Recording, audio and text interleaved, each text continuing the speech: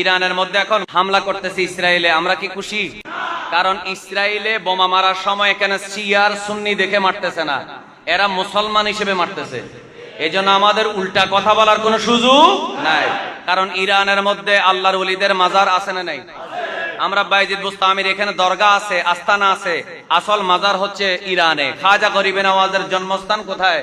ইরানে। সুতরাং ইরানের মধ্যে একেবারে সুন্নি মুসলমান নাই, এ কথা বলার কোনো সুযোগ নাই।